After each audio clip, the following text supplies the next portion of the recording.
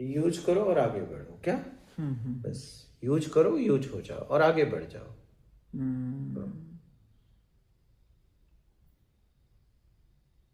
नहीं यूज करोगे, नहीं यूज होगे तो आप नीचे जाओगे, और हो तो रहे हो। हाँ, यूज तो होना ही पड़ेगा। क्या?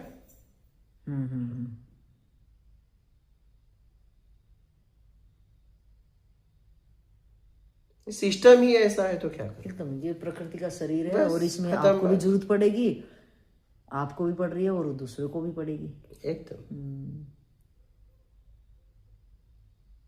ये तो है नहीं कि आप किसी कमरे में एक अकेले बैठ रहे हो कि आपको ना अन्न की जरूरत है, ना किसी चीज़ की आपको जरूरत ही ना हो, जैसे कि, लेकिन ये शरीर अगर है तो आपको डिपेंड दूसरों पे रहना भी पड़ेगा। एकदम। और जब डिपेंड आप रहोगे, आप जिस पे डिपेंड, आप पे वो ये चैन सिस्टम है, तो एक दूसरे पे रहना ही पड़ेगा।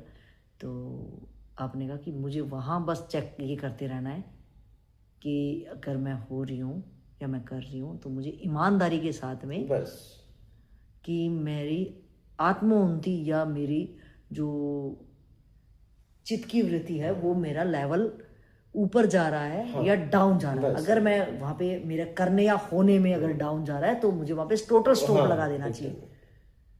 उन बंदों से मुझे बिल्कुल हट जाना चाहिए कि मेरी अगर जहाँ पे अधोगति हो रही है मुझे तुरंत ब्रेक ले लेना चाहिए वहाँ से, जिसको आप कहते हैं त्याग कर दो, परम त्याग। और अगर मेरी वहाँ रह के, जिसके भी सानिध्य में रह के, अगर मेरी चेतना की गति ऊपर की तरफ हो रही है तो मेरी समझ विकसित हो रही है, मेरा आनंद का प्रवाह बढ़ रहा है, मेरी चिंताएं, मेरा डर, मेरा शोक वो कम हो रहा है, तो इसका मतलब मेरे चित्त की वृत्ति है, मेरी समझ बढ़ रही है, तो मेरी यात्रा ऊपर की तरफ हो रही है।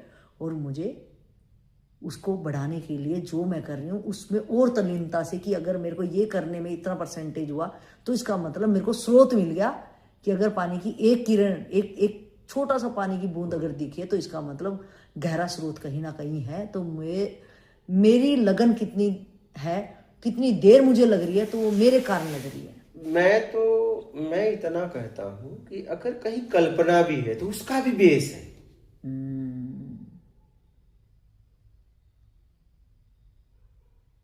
अगर कुछ कल्पना भी है ना, कल्पना कोरी विद कल्पना को तो कैसे ही करेगा कोई, उसका आधार बेस है। कल्पना को लोग झूठी मानते हैं, लेकिन कल्पना के पीछे काम करो ना, फिर उसका बेस आधार है। ऐसे थोड़ी कल्पना किया जा सकता है।